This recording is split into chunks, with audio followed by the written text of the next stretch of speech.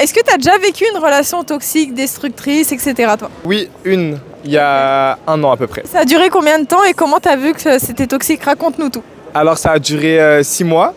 C'est un garçon que j'avais rencontré au lycée et qui avait 2 ans, enfin qui avait 3 ans de plus que moi, qui m'avait menti sur son âge et sur plein de choses en général. Et il était très possessif. Il contrôlait mes sorties, il contrôlait comment je m'habillais, il voulait tout contrôler. Et, Dès le début ou ça c'est avec le temps? avec le temps, parce qu'au début il était très, voilà, il paraissait très amoureux, très voilà. Mais voilà, et au final très toxique et très destructeur. Ok. Et en fait, il a montré son vrai visage petit à petit et de pire en pire, c'est ça? Exactement, c'est exactement ça. C'est plus la relation elle avançait, plus il était horrible, en gros. Donc j'ai décidé d'y mettre un terme pour arrêter tout ça. Ok. C'est quoi la limite qui a fait que cette fois-ci c'était vraiment fini et comment t'as fait pour t'y prendre pour qu'il te laisse tranquille quoi?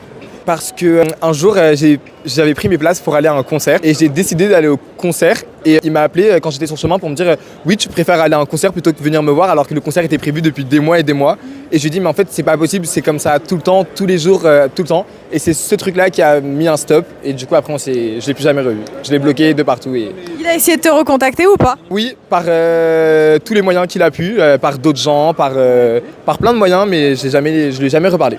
Du coup, qu'est-ce que tu conseillerais aux victimes de ce genre de personnes qui sont malsaines, qui font du mal aux gens, quoi? Alors moi, ce que je conseille, c'est que dès que vous vous rendez compte que la personne, elle commence à changer de visage, le mieux, c'est de directement mettre un stop. Ok.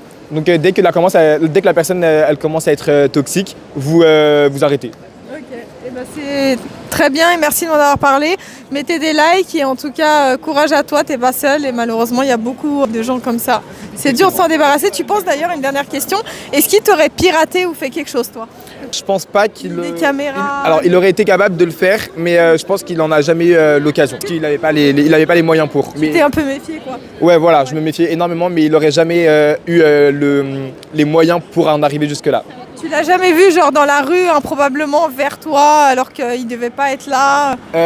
Si, il demandait à mes amis il leur demandait où j'allais. Genre quand j'allais boire un café, il leur disait oui, est-ce que vous savez il est où Adam, est-ce que nanani, est-ce que nanana. Et je le croisais souvent à Châtelet en plus, ou dans les fripes aussi à Châtelet, parce qu'il sait que j'y vais beaucoup, je le croise souvent, mais à chaque fois je pars. C'est un signe typique des personnes toxiques qui te cherchent pour te montrer, t'intimider, que te dire je suis toujours là, tu pourras pas t'enfuir, quoi. Exactement.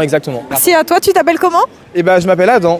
Merci Adam pour ton témoignage et courage à toutes les victimes qui vivent ça. Merci.